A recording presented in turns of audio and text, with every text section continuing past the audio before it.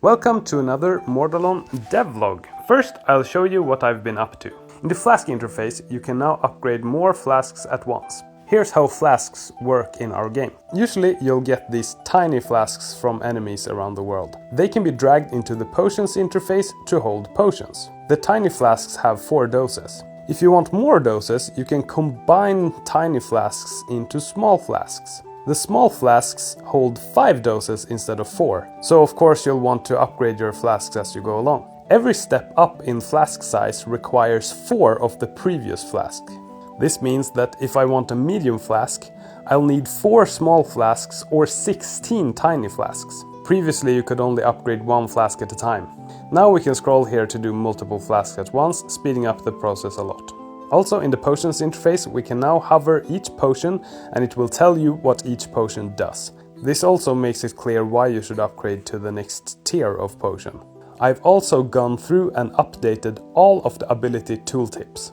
Now it should be more clear how much damage an ability will do and which stats the damage is based on.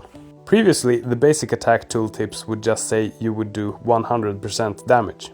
This 100% is relative to other abilities, so some abilities may do 150% damage and some abilities may only do 50% damage. But you still didn't know how much damage an ability would deal. Now the ability tooltip calculates the damage based on your level and on your equipment stats. We now also have these hybrid badges showing that the damage is affected by 2 stats rather than just 1.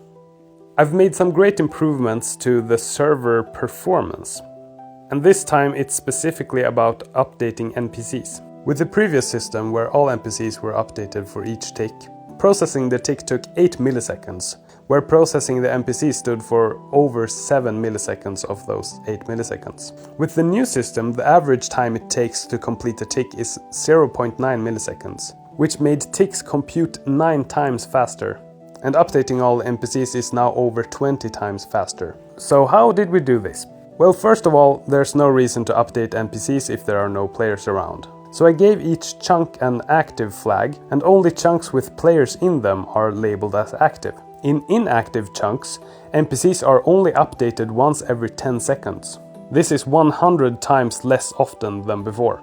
We still have to update them once in a while, because they may need to regenerate health or respawn or things like that. And in the active chunks, we now distinguish between combat NPCs and static NPCs. So for example, a shopkeeper may not be walking around much, and it doesn't need to collide with projectiles or weapons or anything like that. So they will update a lot less frequently even in active chunks. And that leaves combat NPCs. If an attackable NPC is in an active chunk, we update them as before, every 100 milliseconds or 10 times per second.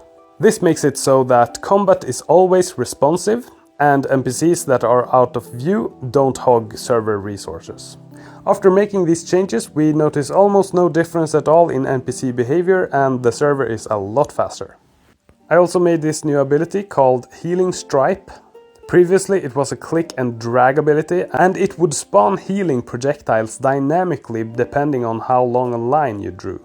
This was inconvenient and difficult to balance, because you could basically heal everything on the entire screen. Now it's based on where you click and it's more condensed to one area. Also, the healing projectiles deal damage to enemies, so if you don't need the healing, you can use it aggressively instead.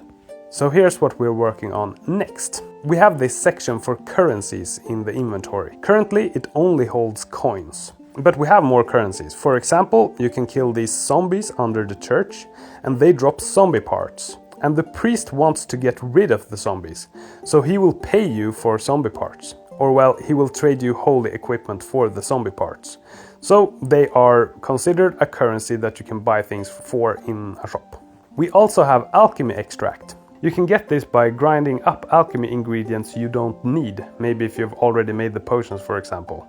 And that will give you alchemy extract that you can use to purchase things from the druid shop. Finally, we have bounty hunter tokens. You get these from completing bounty hunter missions in the bounty hunter skill. And you can use them in the bounty hunter store to buy equipment and abilities. Currently, all of these are items taking up slots in your inventory.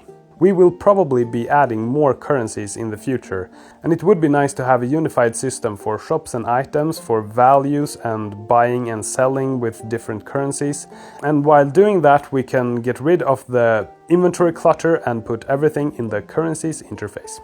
And we're back. Now we can see our currencies down here in the inventory, and if I sell something we can see this animation showing that I get more coins. And you can also see that we have bounty hunter tokens, alchemy extract and zombie parts here. I made it so that you could click the legacy currencies to add them to the new currency system. But unfortunately, zombie parts are also an alchemy ingredient, and I had forgotten about that. So I'm gonna ask Victor to change that. Most likely we'll add some other alchemy ingredient to replace zombie parts.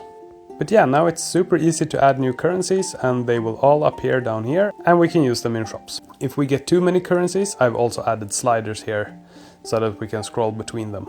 And that's it for today. Thank you for watching, and don't forget to check out our Patreon for early access to new videos.